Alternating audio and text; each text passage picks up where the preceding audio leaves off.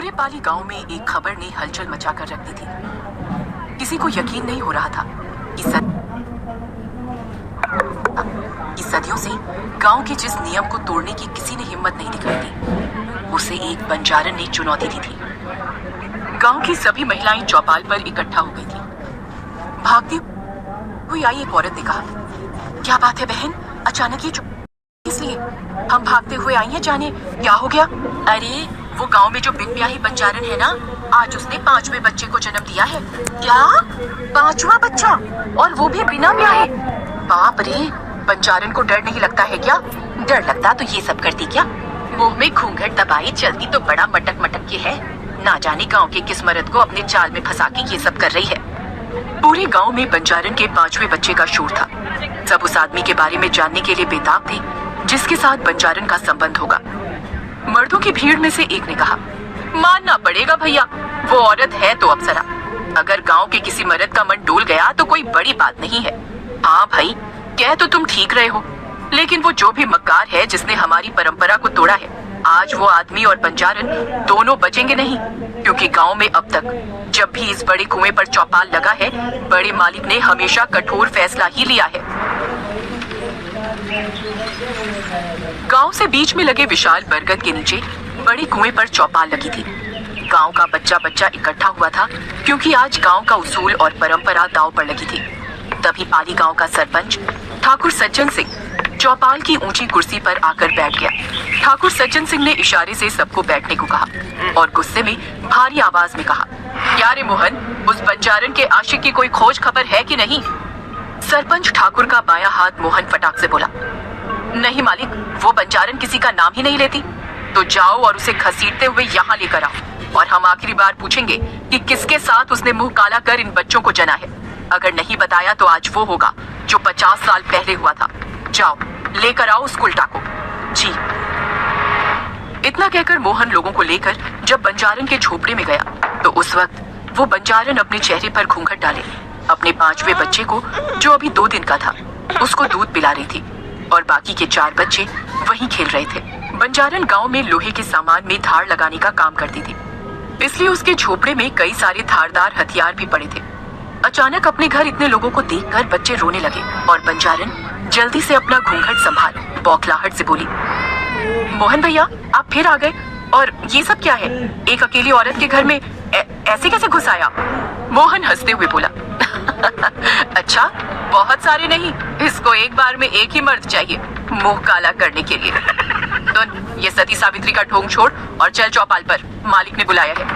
मैं कहीं नहीं जाऊंगी, मोहन ने गुस्से में कहा।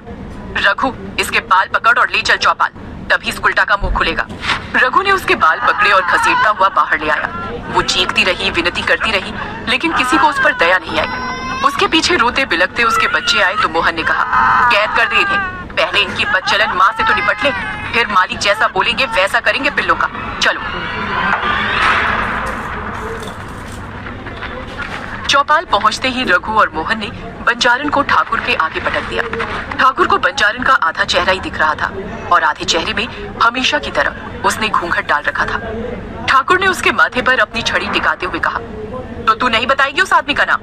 देख, मैं आखिरी बार पूछ रहा हूँ, हमारे एहसान का मान नहीं रखा तूने। हमने तुझ पर दया करके तुझे आसरा दिया और तू हमारी गांव के मर्दों पर डोरी डाल रही है। बंजारन किसी तरह उठकर बैठती हुई बोली, मालिक, मैं आपके एहसान की कर्जदार हूँ, इसीलिए आपसे झूठ नहीं बोल रही। मैंने किसी पर डोरे नहीं डाले। तू जानती है हमारी पाली परंपरा के बारे में, अगर कोई विवाहित या अविवाहित मर्द किसी स्त्री के साथ अवैध संबंध बनाए तो उसे और उस औरत दोनों को मृत्यु दंड दिया जाता है। लेकिन उससे पहले इस घोर पाप के लिए उसे निर्वस्त्र पूरे गांव में घुमाया जाता है, फिर निर्वस्त्र इसी कुएं में जल समाधि दे दी जाती है और तब तक पत्थर मारा जाता है जब तक उसकी मौत नहीं हो जाती। इसलिए बोल रहा हूँ, जो भी बात है बता दे। तू हमारी गांव की नहीं है तो हम तुझे न्याय देंगे और असली गुनहगार को सजा देंगे और तुझे तेरे बच्चों सहित जाने देंगे। बंजारन ने हाथ जोड़कर नामी गर्दन हिलाई तो ठाकुर गुस्से में बोला, इसका मतलब तू कहीं और से पाप लेकर आती है और यहाँ पैदा कर रही है ताकि हमारे गांव की पवित्रता नष्ट हो, और इसका एक ही दंड है। सज्जन सिंह के ऐसा बोलते ही बंजारन की आंखों में खौफ दिखने लगा। वो गिड़गिड़ाती हुई बोली, नहीं नहीं, ऐसा मत करो, ये अनर्थ मत करो, मेरी बात पर विश्वास करो। ठाकुर अपने आदमियों से बोला, रघु, हरिया, मोहन, पहले इसके नाखून को उखाड़ो, फिर इसके बाल काट लो और इसी बरगद के पेड़ में लटका दो। मोहन और उसके आदमी बंजारन पर झपट पड़े और उसके हाथ और पैर के सारे नाखून निकाल उखाड़ लिए। वो पूरी ताकत से चीखी, लेकिन किसी ने उस पर दया नहीं दिखाई। उसके दोनों हाथ रस्सी से बंधे और कुएं के ऊपर वाली बरगद की डाल से बांध के उसे लटका दिया। ठाकुर ने बंजारन का पल्लू खींचते हुए कहा, तब देख लो आखिरी बार से। गांव वाले उसका पूरा चेहरा देखकर घबरा गए और कुछ औरतों को तो उल्टी सी आने लगी, क्योंकि बंजारन का आधा चेहरा भयानक तरीके से जला और घाव से भरा हुआ था, जिसे देखकर कोई भी उससे घृणा करे। गांव की औरतें आपस में बातें करने लगी। ये तो बाएं से देखो तो अप्सरा और दाएं से देखो तो चुड़ैल है। अब बंजारन दर्द से तड़पते हुए गुस्से से बोली, तुम सब के सब नामर्द हो ठाकुर। इस गांव के किसी मर्द में इतनी मर्दानगी नहीं है कि मेरी लालसा पूरी कर सके। इसका अंजाम अच्छा नहीं होगा। मेरा यकीन मानो, मैंने कोई नियम नहीं तोड़ा, मैं तो एक श्राप भोग रही हूँ। ठाकुर बोला, कौन सा श्राप? दर्द से करा रही बंजारन ने कहा, सालों पहले मुझे एक सिद्ध पुरुष ने श्राप दिया था कि जो दर्द मैंने एक पिता के रूप में उन्हें दिया था, वही दर्द मुझे माँ बनकर भोगना होगा, और जो मैंने उनके बच्चे के साथ किया था, वही मुझे अपनी कोख से पैदा किए हुए बच्चे के साथ करना होगा, वो भी एक नहीं 11 बच्चों के साथ। तभी जाकर इस मानव रूपी संसार से मुक्ति मिलेगी। और इतना ही नहीं, उन्होंने मेरा आधा चेहरा इतना बदसूरत बना दिया कि इस चेहरे के कारण कामुक से कामुक आदमी भी मेरी तरफ कभी आकर्षित नहीं होगा। इतने भयानक श्राप से मैं बहुत डर गई। मैंने उनसे विनती की, उनके सामने भीख मांगी कि महाराज मुझे इस भयानक श्राप का तोड़ तो बताएं। इतना कहते कहते बंजारन की सांसें फूल गईं। पूरा गांव बंजारन की बात हैरानी से सुन रहा था। ठाकुर ने पूछा, तो क्या उपाय बताया? उसने फिर से एक लंबी सांस खींची और बोली, उन्होंने कहा मुझे पाली गांव जाना होगा, लेकिन आगे उन्होंने ये भी बताया कि इस गांव में कुंवारी औरतों के मर्दों के साथ शारीरिक संबंध बनाने की सजा उनके श्राप से भी भयानक है, और ये सब मेरी एक गलती की वजह से हुआ था, नहीं तो ऐसा कठोर श्राप मुझे कभी नहीं मिलता।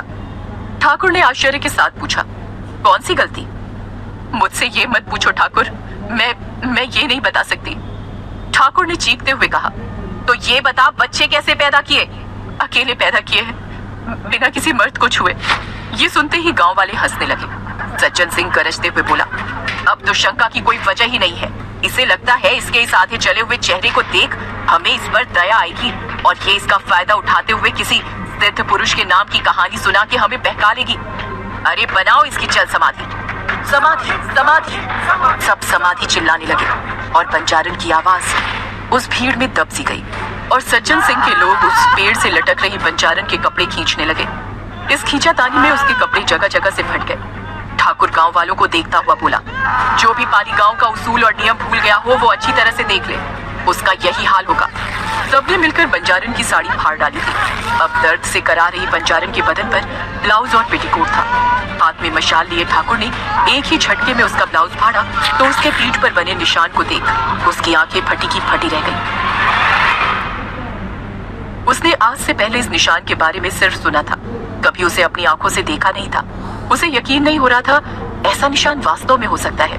उसने उसकी पीठ की तरफ मशाल बढ़ाई और ध्यान से देखा। अब उसे यकीन हो गया, ये वही निशान था। ये इसके शरीर पर कैसे?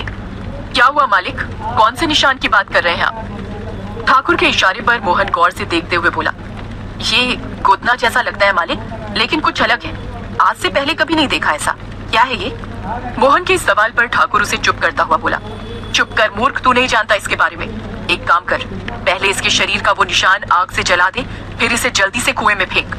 मोहन ने तुरंत हाथ में पकड़ी मशाल बंजारन के पीठ में बनी उस निशान पर लगा दी और दर्द के मारे बंजारन चीख पड़ी। उसकी चीख इतनी तेज थी कि किसी का भी दिल दहल जाए। बंजारन ललकारते हुए बोली, ठाकुर तूने सोई हुई शेरनी को जगाया है। अब देखना तेरे इस पाली गांव में ये शेरनी कैसे नरसंहार करती है, और ये गांव जन्मों जन्मों तक इसकी सजा भुगतेगा। पीठ का निशान जलाने के बाद मोहन ने रस्सी में भी आग लगा दी और एक भयानक चीख के साथ वो उस कुएं में गिर गई। लेकिन ये तो उसकी सजा की शुरुआत थी। गांव वालों ने उस कुएं में गिरी बंजारन को पत्थर मारना शुरू कर दिया और हर पत्थर लगने के साथ कर्कश चीख सुनाई दे रही थी। काफी देर बाद जब उसकी चीखें सुनाई देना बंद हो गई, तब सब समझ गए वो अब मर गई। ठाकुर और मोहन तुरंत भागते हुए बंजारन की झोपड़ी गए, उसके बच्चों के पास। जब वहां सब पहुंचे तो सब हैरान रह गए, क्योंकि सब के सब बच्चे गायब थे। 25 साल बाद पाली गांव में कुछ लोग उसी कुएं के पास खड़े थे, जिसमें एक नीली आंख वाला लड़का छलावा, जो इसी गांव का रहने वाला था। वो कहता है, ये वही कुआं है जिसके बारे में आपने लोगों के मुंह से सुना है।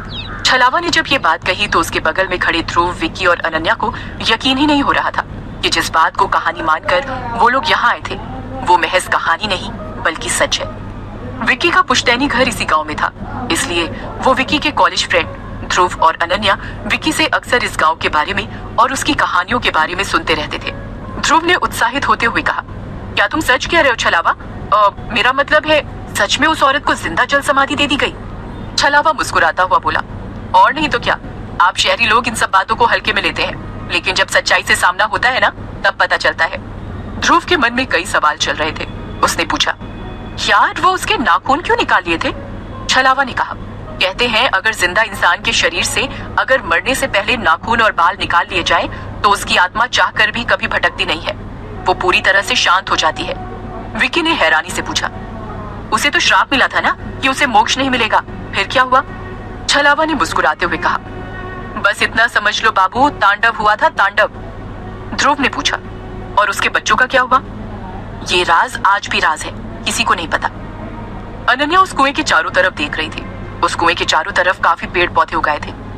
कुएं से लगकर खड़ा हुआ विशाल बरगद का पेड़ डूबते सूरज की रोशनी में चमक रहा था। उस कुएं के ऊपर एक बहुत भारी सा लकड़ी का ढक्कन रखा गया था, जो शायद पुराने होने की वजह से कहीं कहीं से टूटने लगा था, और उसके बीच में दरारें थी। ये पूरा स्थान बहुत रहस्यमयी और डरावना था। तभी अनन्या की नजर कुएं के पिछले हिस्से पर पड़ी और उसके कदम खुद ब खुद उस तरफ बढ़ गए।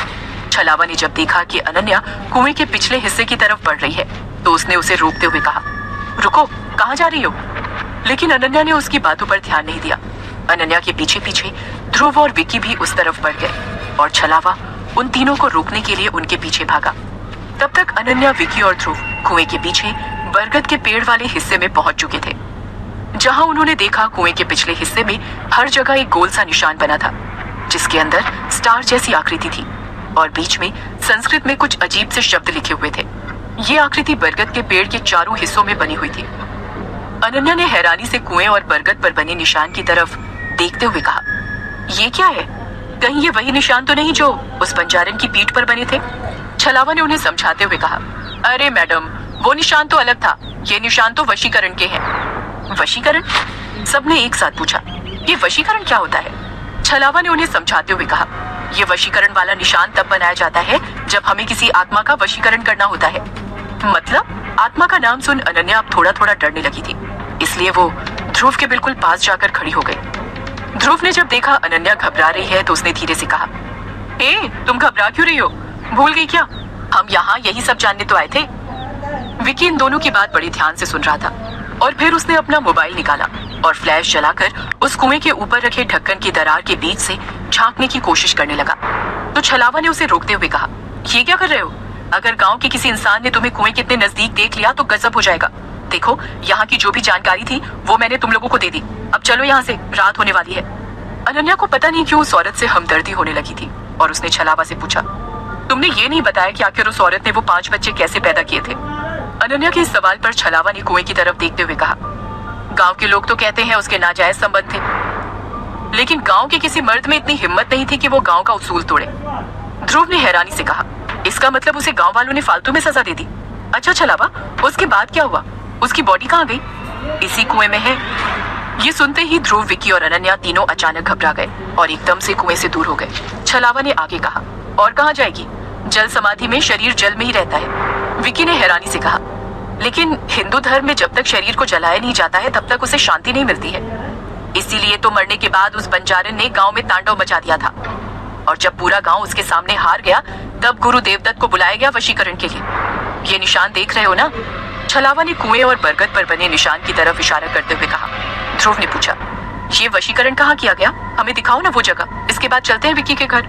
छलावा ने मना करते हुए कहा, सूरज डूब चुका है, अब ये कुआं और वो वशीकरण वाली जगह दोनों ही खतरे से खाली नहीं है, हमें यहाँ से तुरंत चलना चाहिए। ध्रुव ने कहा, प्लीज छलावा ले चलो ना, रात में ही तो ये सब देखने में मजा आता है, नहीं तो थ्रिल कैसे आएगा। ध्रुव और विकी के जिद करने पर छलावा मान जाता है और सब गांव के पास तालाब वाले खंडहर की ओर जाते हैं। वहां पहुंचते ही छलावा उन्हें सावधान करते हुए कहता है, देखो बाबू लोग, तुम लोग शहरी हो, अगर कुछ भी हुआ तो गांव वाले न मुझे छोड़ेंगे न तुम्हें, इसलिए हाथ जोड़कर विनती करता हूँ, बस दूर से देखो और जल्द से जल्द यहाँ से निकल लो। अनन्या और छलावा बाहर ही खड़े रहते हैं। ध्रुव और विकी टूटे फूटे दरवाजे से उस खंडहर के जैसे ही अंदर जाते हैं, अंदर बहुत बड़ा सा हॉल था और छत खप्पर की बनी हुई थी। चारों तरफ मकड़ी का जाला लगा हुआ था। ध्रुव ने जैसे ही अपनी टॉर्च ऑन की, उसने देखा कि हॉल के बीच में एक बहुत बड़ा सा गोला बना हुआ है और बीच में यज्ञ कुंड भी है। ध्रुव और विकी दोनों अपने पैर से धूल साफ करके जब गौर से उस बड़े से गोले को देखते हैं तो वो हैरान रह जाते हैं। ध्रुव एक्साइटेड होकर कहता है, यार ये तो वही बिल्कुल प्लानशीट जैसा लग रहा है जैसा हम हॉस्टल में करते थे। यार अनन्या को बुला, उसको दिखाते हैं। विकी अनन्या को बुलाता है और अनन्या और छलावा दोनों अंदर आते हैं। अंदर आते ही छलावा कहता है, दूर हो जाओ उससे, इसी कुंड निशान के माध्यम से वशीकरण किया जाता है। ध्रुव और विकी दोनों बहुत उत्साहित हैं ये सब देखकर, क्योंकि वो अक्सर हॉस्टल में ऐसा किया करते थे। ध्रुव ने कहा, यार विकी क्यों ना हम आज एक बार फिर से ट्राई करें जैसा हम हॉस्टल में करते थे, क्या कहती हो अनन्या? अनन्या थोड़ा घबरा जाती है और कहती है, तुम लोग पागल हो गए हो क्या? हम बस यहाँ ये सारी चीजें देखने आए थे, हमें इनके साथ कुछ करना नहीं है, प्लीज चलो यहाँ से। ध्रुव ने कहा, अनन्या हम लोग ये सब पहले भी हॉस्टल में कर चुके हैं ना, तब हम लोग मजाक में करते थे, आज एक बार रियल में करके देखते हैं, या वाकई में ये सच होता है या फिर कहीं सुनाई बातें हैं। विकी भी बहुत एक्साइटेड होता है, लेकिन अनन्या और छलावा दोनों को मना करते हैं। छलावा कहता है, अरे ओ शहरी बाबू, ये कोई हंसी खेल की चीज नहीं है, ये वशीकरण है, वशीकरण। ये सब करके आत्मा को वश में किया जाता है और महागुरु देवदत्त ने यहीं पर वशीकरण करके उस बंजारन की आत्मा को कैद किया था और उसके प्रकोप से गांव को मुक्ति दिलाई थी। लेकिन बंजारन भी कमजोर नहीं थी, अंत में उसने महागुरु देवदत्त को मार दिया था, इसलिए हाथ जोड़कर विनती है कि।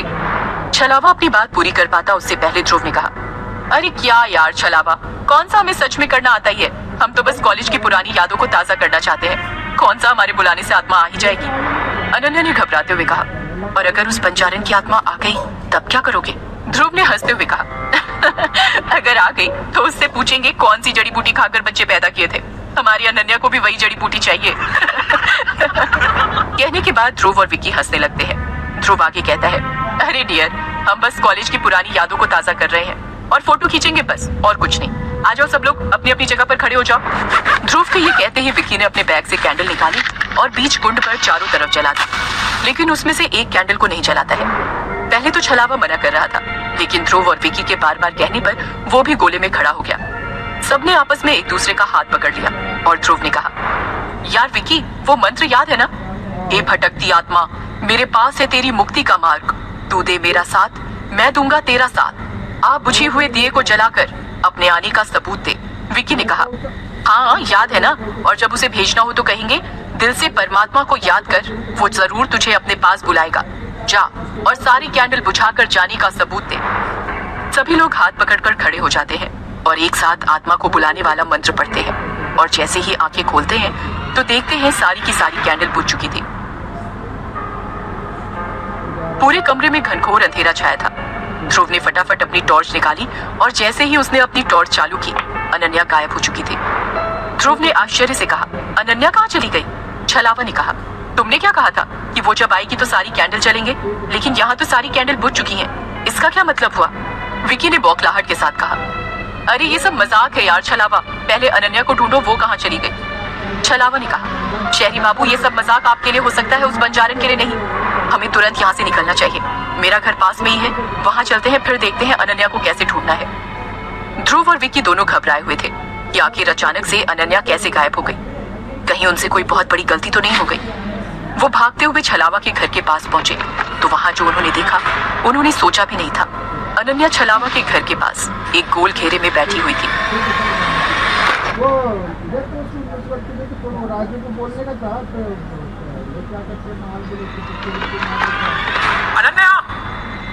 मजाक मजाक में किए गए वशीकरण के इस खेल के बाद अनन्या के गायब होने से ध्रुव, विकी और छलावा बुरी तरह घबराए हुए थे। रात का समय था और गांव के इस माहौल में सभी घबराए हुए थे। अगर इसके बारे में गांव वालों को कुछ पता चल गया तो बात बहुत बढ़ जाएगी, इसलिए अनन्या को ढूंढना ज्यादा जरूरी था।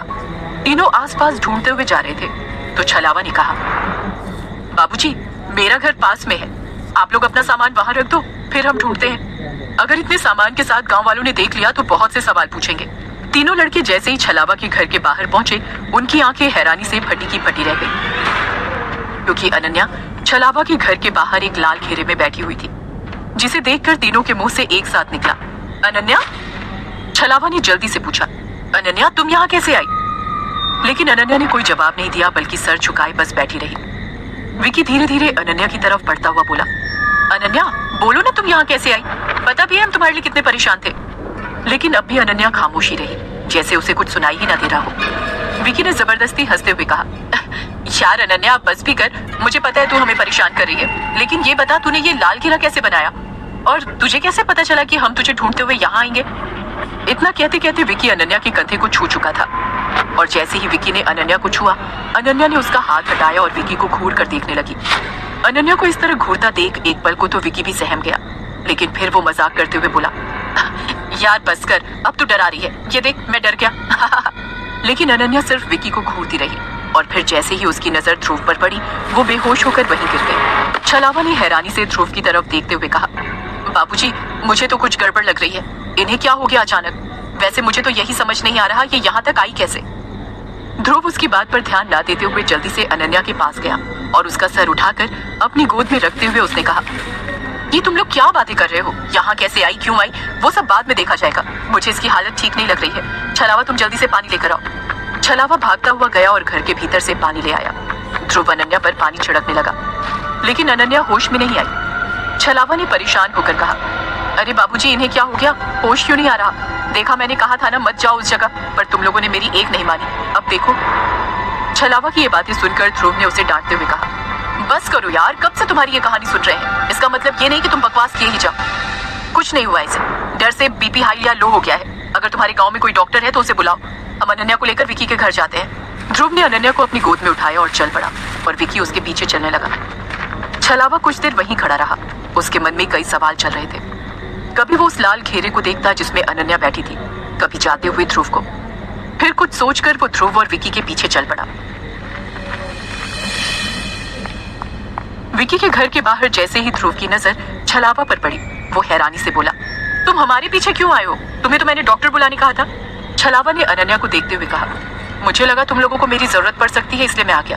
देखो अब भी वक्त है, हम इसे लेकर बड़े पुजारी के पास चलते हैं, क्योंकि मुझे लगता है अनन्या का उपाय वही बता सकते हैं। बस करो छलावा, तुमसे जितना कहा है उतना करो और जाकर डॉक्टर को बुलाओ। इस बार ध्रुव की आवाज बहुत तेज थी, जिससे एक बार को विकी भी घबरा गया। ध्रुव अपनी बात कहकर अंदर जा चुका था और विकी छलावा के साथ बाहर ही खड़ा था। छलावा विकी से बोला, तुम लोग समझते क्यों नहीं?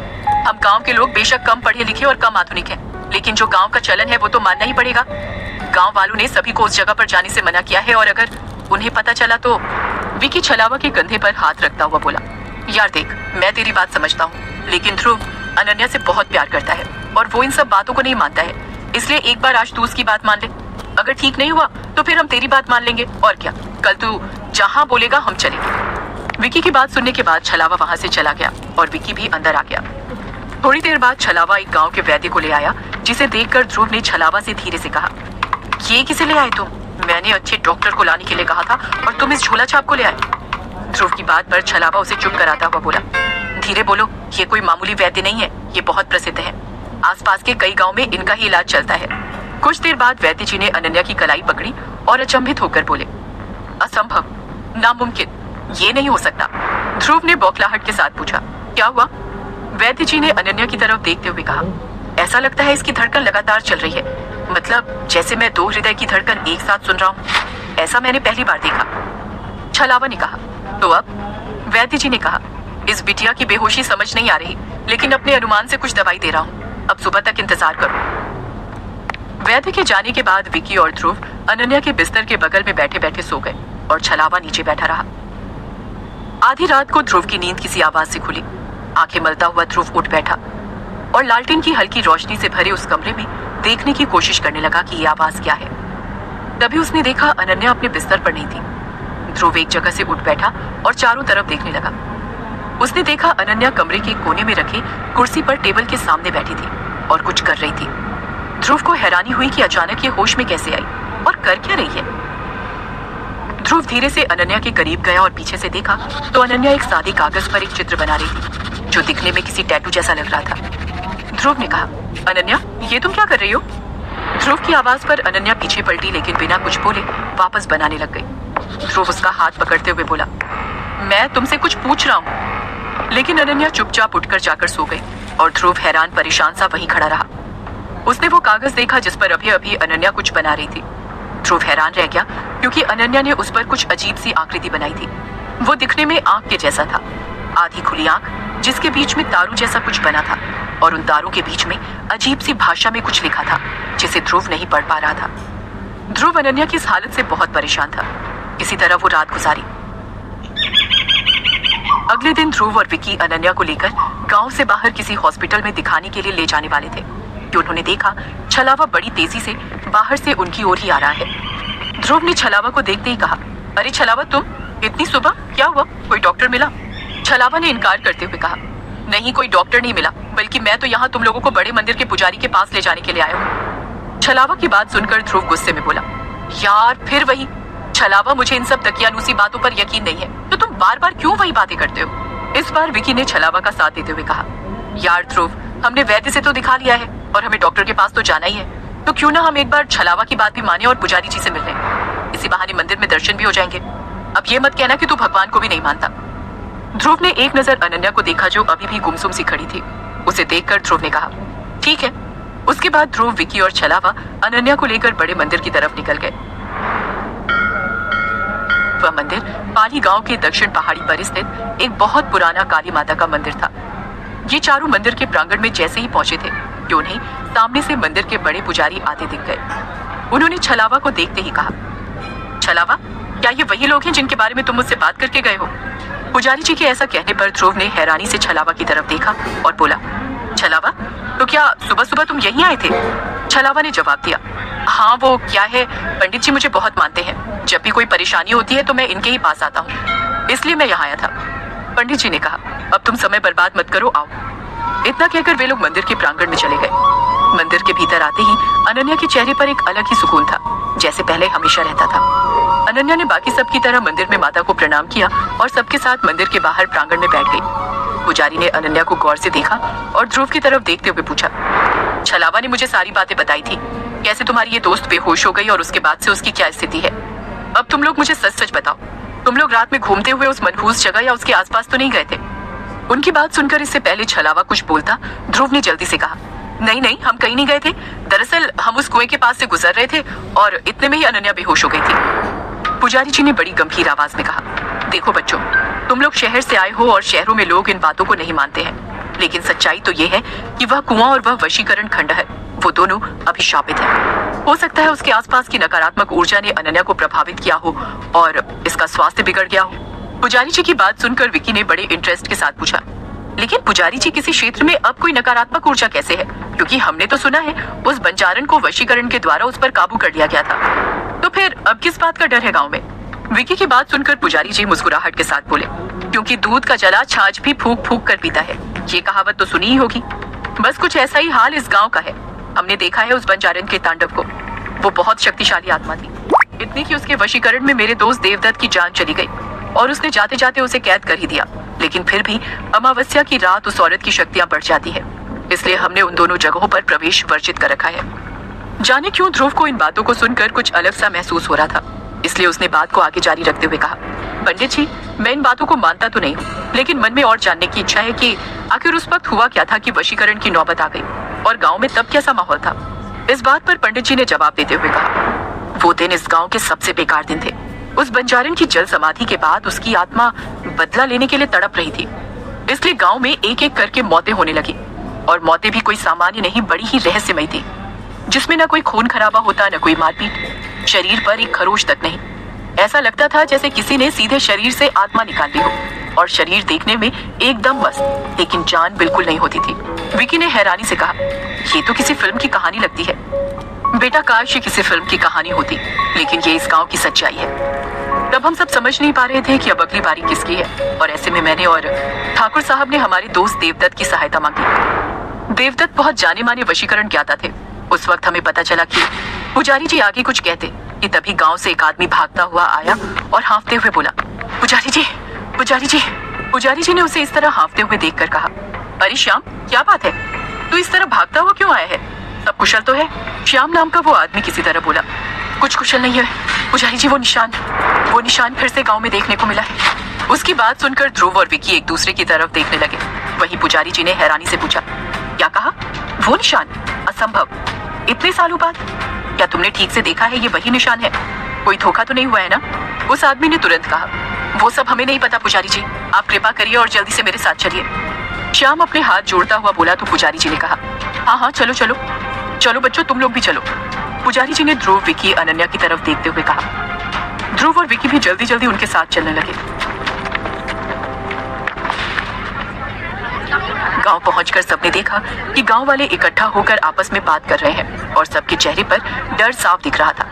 पुजारी जी को देखते ही उन लोगों के मन में एक उम्मीद जागी और गांव का एक आदमी आगे आकर पुजारी जी को प्रणाम करता हुआ बोला, देखिए पुजारी जी, ये विपदा फिर हमारे गांव पर आ गई है, अब हम क्या करेंगे? पुजारी जी उसे शांत करते हुए बोले, शांत हो जाओ और मुझे उस घर ले चलो जहां तुम्हें वो चिन्ह मिला है। वो आदमी पुजारी जी को लेकर उस घर की तरफ बढ़ गया और ध्रुव भी अपने दोस्तों के साथ उनके पीछे चल पड़ा। उस घर के बाहर जाकर पुजारी जी हैरानी से बोले, ये घर तो मोहन और रघु का है।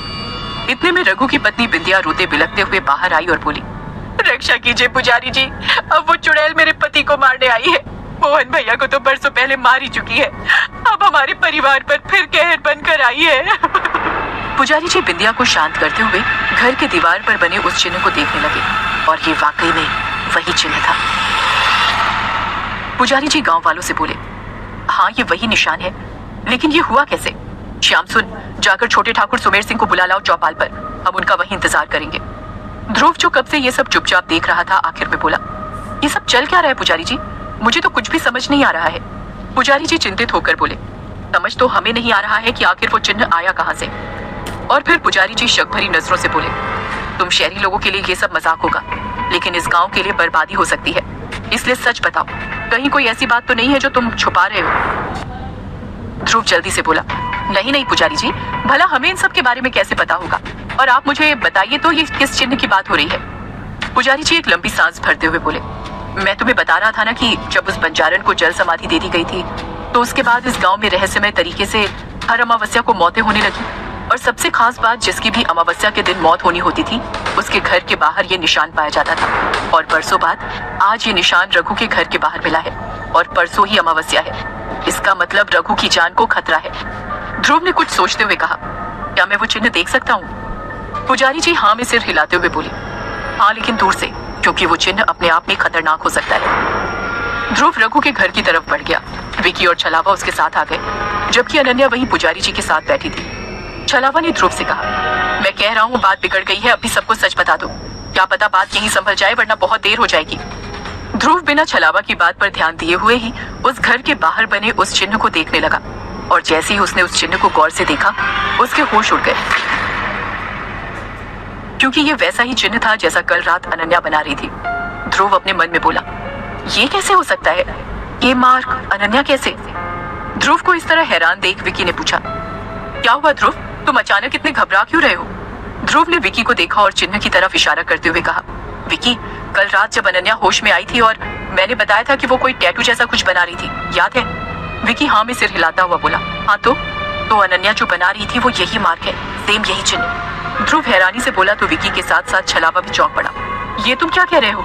छलावा अब काफी डरा हुआ लग रहा था। ध्रुव जल्दी से पुजारी जी के पास पहुंचा और अपने डर को छुपाते हुए बोला, पुजारी जी, ये चिन्ह क्या है? मेरा मतलब है, इसका मतलब क्या है, क्योंकि इसमें कुछ लिखा हुआ भी है ना, कोई अजीब सी भाषा में। पुजारी जी बोले, इसका अर्थ तो केवल देवदत्त जानते थे जो अब नहीं रहे, और उनके अलावा बड़े ठाकुर को भी कुछ मालूम है, क्योंकि कहते हैं यही चिन्ह बंजारन के शरीर पर था, जिसे देखते ही बड़े ठाकुर ने उसे जलाने का हुक्म दिया था। विकी ने उस चिन्ह में लिखे शब्द का जिक्र दोबारा किया। उसमें कुछ लिखा है क्या? उसके बारे में भी कोई जानकारी नहीं? पुजारी जी अफसोस से बोले, मेरे ख्याल से वो हिब्रू भाषा है, यहूदी धर्म की धर्म भाषा, जिसके जानने वाले हमारे यहाँ कोई नहीं है। ध्रुव ने अनन्या की तरफ देखा, जो चुपचाप सबकी बात सुन रही थी। ध्रुव ने कुछ सोचते हुए कहा, ठीक है पुजारी जी, अब हम चलते हैं, कुछ मालूम चले तो हमें भी बताइएगा। ध्रुव अपने दोस्तों को लेकर वहां से चला गया, लेकिन आधे रास्ते जाकर उसने छलावा से कहा, छलावा, हमें बड़े ठाकुर से मिलना है। केक वही हैं जिनसे हमें इस चिन्ह का राज मालूम चलेगा। लेकिन विकी ध्रुव को समझाते हुए बोला, रहने दे ध्रुव, मेरी मां इन मामलों से दूर ही रहे। हो सकता है अनन्या ने वो चिन्ह कहीं देखा हो इसलिए बना दिया हो। क्या पता तू इस मामलों में जितना उलझेगा उतनी ही प्रॉब्लम हमारे लिए क्रिएट हो जाए। विकी की बात सुनकर ध्रुव ने उसे समझाया, मैं तेरी फिक्र समझता हूँ, लेकिन अनन्या की हालत को देख। कल से उसने एक शब्द नहीं बोला है, बस कहीं खोई हुई नजरों से देखे जा रही है। हो ना हो हमारे सवालों के जवाब और अनन्या की इस अजीब सी सिचुएशन का इलाज इस निशान में ही छुपा हुआ है। मैं इन बातों को नहीं मानता हूँ, लेकिन फिर भी मैं जानना चाहता हूँ कि वो चिन्ह क्या है, और इसके लिए हमें बड़े ठाकुर से मिलना पड़ेगा। लेकिन छलावा ने ध्रुव से विनती करते हुए कहा, अब और इस मुद्दे को छेड़ना किसी के लिए ठीक नहीं होगा बाबू, और बड़े ठाकुर भी कोई मदद नहीं करेंगे। इतना कहकर छलावा लौट गया, लेकिन ध्रुव ने मन में सोच लिया था कि बड़े ठाकुर से मिलकर रहेगा, और वो गांव वालों से पूछकर ठाकुर हवेली तक पहुंच गया। ठाकुर सज्जन सिंह की हवेली किसी आलीशान महल से कम नहीं थी। चारों तरफ से ऊंची दीवारों से घिरी वो हवेली अभेद किला मालूम पड़ती थी। हवेली के दरबार ने इन्हें भीतर जाने दिया। भीतर एक नौकर इन लोगों को बड़े ठाकुर के कमरे तक ले गया, जहां जाते वक्त ध्रुव के मन में उम्मीद थी, बस अब उसके मन के सारे सवालों का समाधान हो जाएगा। लेकिन उसे क्या पता था, यहाँ आकर वो और उलझने वाला है।